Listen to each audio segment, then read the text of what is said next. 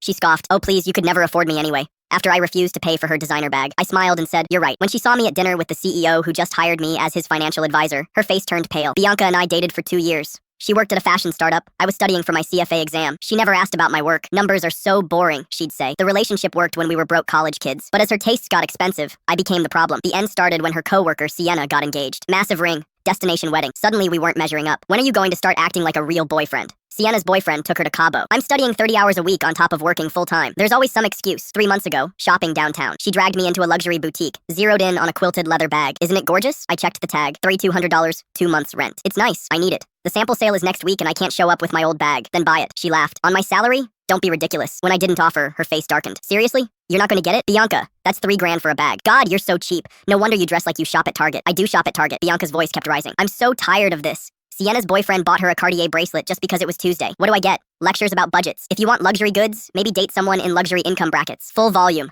Dripping with disdain. Oh, please. You could never afford me anyway. The store went silent. I looked at her. This person I'd spent 2 years with, who saw me as an ATM with disappointing withdrawal limits. You're right, I said quietly. I can't. I walked out. We broke up that night. She called me cheap, boring, unambitious. What Bianca didn't know was that I'd been interviewing for months. 2 weeks after we broke up, I got the call. Senior financial analyst, 95K plus bonuses. The CEO, Harrison Cromwell, wanted to mentor me toward becoming a financial advisor for high net worth clients. I threw myself into the work. Turns out I'm good at this. Last week, Harrison called me in. I want to fast track you to advisor. Client dinner Thursday at Meridian. Black tie. I want you there. Meridian, where Bianca always wanted to go, but I could never afford. Thursday night, wearing my first tailored suit, I was discussing tax strategies when I heard her practiced laugh. Bianca was 3 tables over with a pre-wedding dinner party. She hadn't seen me yet. Harrison noticed my distraction. Someone you know? My ex. He glanced over. Let's give her something to think about. Harrison raised his glass. To our newest financial advisor. May your portfolios be forever balanced. Her eyes swept the room, landed on me, skipped past, then snapped back. The laugh died. I raised my glass in her direction and turned back to my conversation. 20 minutes later, she intercepted me. What are you doing here? This place is $200 a plate. Good thing I'm not paying. She looked me up and down, taking in the suit, the watch. Harrison appeared. Ryan, the Weatherbys have a question about municipal bonds. Of course, Mr. Cromwell. Her mouth was hanging open. Harrison Cromwell of Cromwell Wealth Management, my boss. But you're just an analyst, financial advisor now. That's impossible. Turns out they value potential over time served. She grabbed my arm. We should talk. I've missed you. 3 months of silence, and now she missed me. I'm working, Bianca. We had something special. We had you screaming at me because I wouldn't buy you a handbag. The harassment started that night. Texts, showing up at my office claiming to be my girlfriend,